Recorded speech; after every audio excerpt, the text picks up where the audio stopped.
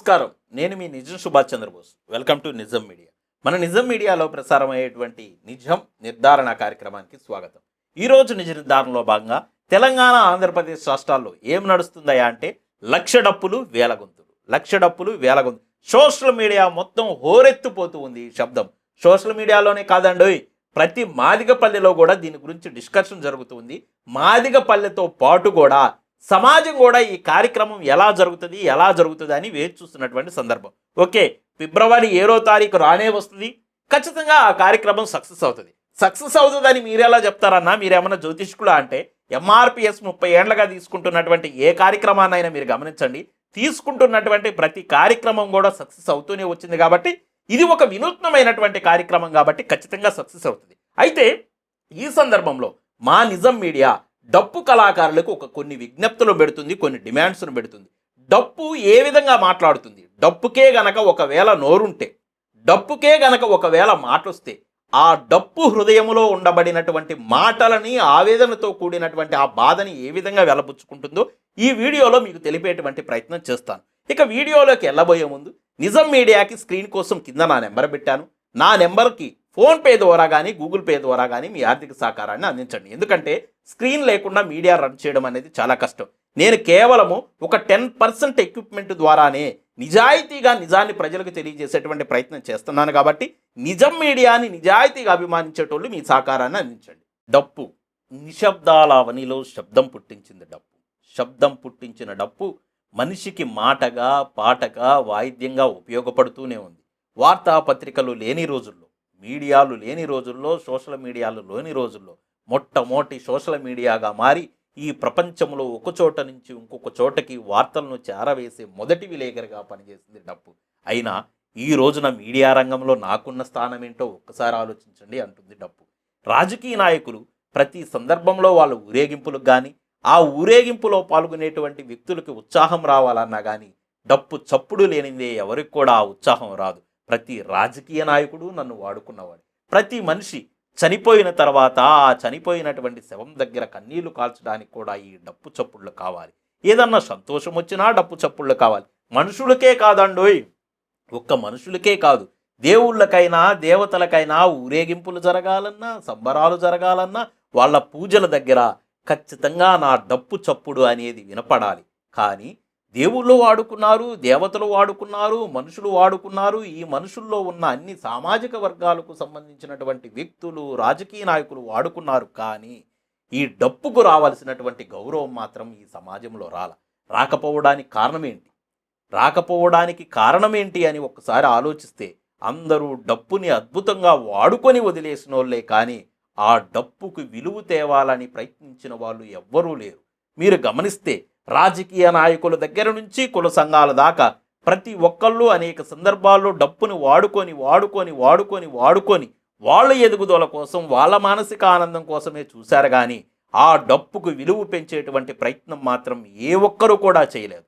అయితే ఈ సందర్భంలో ఈ డప్పు ఇలా ఎందుకు మాట్లాడుతుందా అంటే, లక్ష డప్పులు ఎక్కడా కూడా ఒక 1000 డప్పులో, 2000 డప్పులో, 3000 డప్పులు మోగితేనే అద్భుతంగా సమాజమంతా ఆ డప్పుల వైపు చూస్తుంది, ఆ డప్పు శబ్దం వైపు చూస్తుంది. ఈ డప్పులు ఈరోజు ఇలా ఎందుకు మోగుతున్నాయా అని ఆలోచిస్తుంది. కానీ ఒక్కసారిగా లక్ష డప్పులంటే, లక్ష డప్పులు కాస్త లక్షల డప్పులుగా మారితే, ఆ లక్షల డప్పుల శబ్దాన్ని చూడడానికి ఈ ప్రపంచము, విశ్వాలతో పాటు ఈ ముల్లోకాల్లో ఉన్న దేవీ దేవతలు కూడా ఒక్కసారి హైదరాబాదు నగరం వైపు చూస్తారు. అంటే ఎంఆర్పిఎస్ ఉద్యమానికి, మందకృష్ణ మాదిగ గారికి, ఎంఆర్పిఎస్ నాయకులకి, కార్యకర్తలకి, మరొకసారి ఎస్సీ వర్గీకరణ ఉద్యమానికి ఆనందం నింపడానికో మళ్ళా నేను ఒక శబ్దంగా మారాను కదా. అన్ని రకాలుగా అందరూ నన్ను వాడుకున్నారు కదా. ఈ రోజున నేను ఈ విధంగా శబ్దం చేస్తే మీకు వర్గీకరణ వస్తుందనే ఆకాంక్షతోటే నన్ను మోగిస్తున్నారు కదా.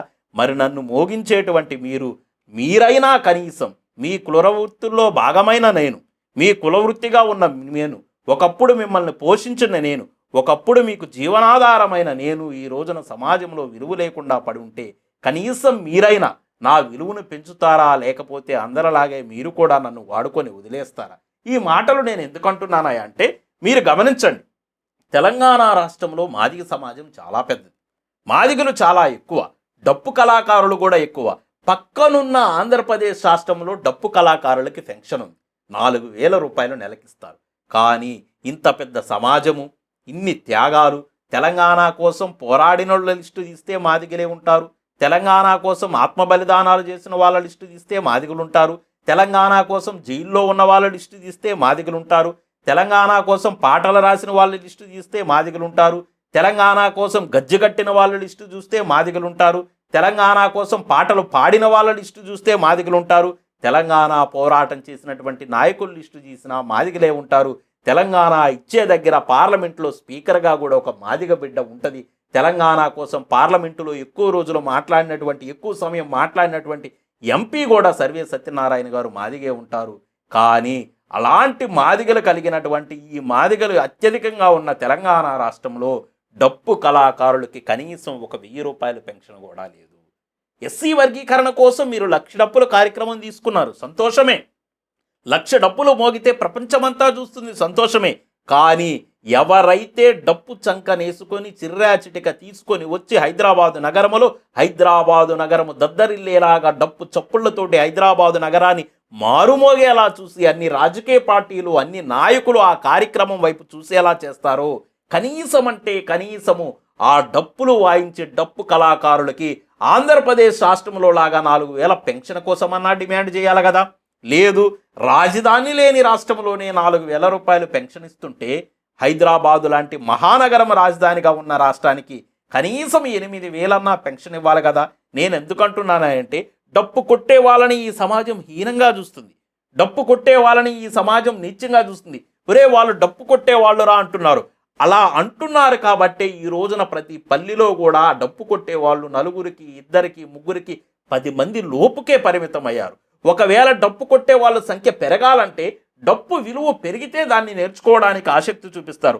అలా డప్పు విలువ పెరక్కోకుండా మనం ఎన్ని రోజులు డప్పు కొట్టినా కానీ మనల్ని తక్కువగానే చూస్తారు. కానీ ఆ డప్పు గౌరవం పెరక్కోకుండా, డప్పు వాయించే వాళ్ళ విలువ పెరక్కోకుండా ఈ సమాజంలో డప్పు అనే దానికి విలువ రాదనేది గుర్తించాలి. మందకృష్ణ మాదిగ గారు కూడా ఒకసారి ఆలోచించాలి. మందకృష్ణ మాదిగ గారి జీవితాన్ని, దండోరా ఉద్యమాన్ని, డప్పుని వేరు చేసి చూడలేం. ప్రతి దశలో కూడా డప్పు ఉపయోగపడుతూ దండోరా ఉద్యమాన్ని ఈ స్థాయికి తీసుకొచ్చింది. రేపు 7 తర్వాత ఈ కార్యక్రమం జరిగిన తర్వాత ఇది గిన్నిస్ రికార్డుకు కూడా వెళ్ళొచ్చు. ఎందుకంటే ఇప్పటి వరకు ఈ స్థాయిలో డప్పులు ఎక్కడా ఒకసారిగా మోగలేదు. 1,00,000 డప్పుల కార్యక్రమం కాబట్టి గిన్నిస్ రికార్డుకి ఎక్కినా కానీ కార్యక్రమం నిర్వహించింది ఎవరంటే మందకృష్ణ మాదిగ గారు.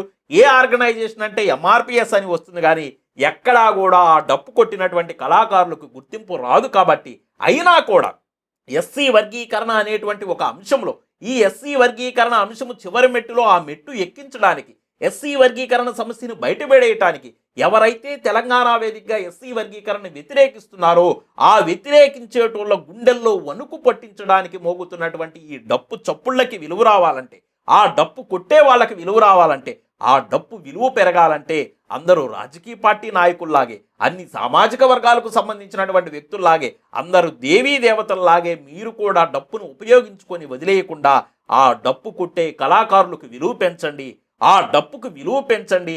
అలా పెంచిన రోజునే, ఖచ్చితంగా మీరు ఆ నిర్ణయాలు తీసుకున్న రోజునే ఆ 1,00,000 డప్పుల కార్యక్రమం అనేది సార్థకమవుతుందని, ఎస్సీ వర్గీకరణ సమస్యను పరిష్కరించడం కోసం డప్పులు పోషిస్తున్నటువంటి పాత్రను చూడండి, ఆ డప్పులు పోషిస్తున్నటువంటి పాత్ర, ఆ శబ్దాన్ని చూడండి. ఆ శబ్దానికి మనం విలువిచ్చేటోలుగా, ఆ శబ్దానికి మనం గౌరవించేటోలుగా, డప్పు విలువను పెంచేటోలుగా ఖచ్చితంగా డప్పు కళాకారులకు తగిన న్యాయం చేయాలి. వాళ్ళకు పెన్షన్తో పాటు ఏ అంశాలు తీసుకుంటే, ఏ నిర్ణయాలు తీసుకుంటే వాళ్ళకు న్యాయం జరుగుతుందో, వాళ్ళకి సమాజంలో విలువ పెరుగుతుందో ఆ వైపుగా మీరు ఆలోచించాలని చెప్పేసి, ఖచ్చితంగా ఆ నిర్ణయాలు తీసుకోవాలని చెప్పేసి మా నిజం మీడియా విజ్ఞప్తి చేస్తూ, మా నిజం మీడియా ప్రతి సందర్భంలో కూడా ఉన్నది ఉన్నట్టుగా మాత్రమే చెప్తుంది. మా నిజం మీడియా ఎప్పుడూ ఏ సందర్భంలో కూడా ఎవరికి అనుకూలంగా పనిచేయదు, అలా అని చెప్పేసి ఎవరికి వ్యతిరేకంగా కూడా పనిచేయదు. కాబట్టి మా వీడియోస్ కనుక మీకు నచ్చితే లైక్ చేయండి, షేర్ చేయండి, మన ఛానల్ని సబ్స్క్రైబ్ చేసుకోండి.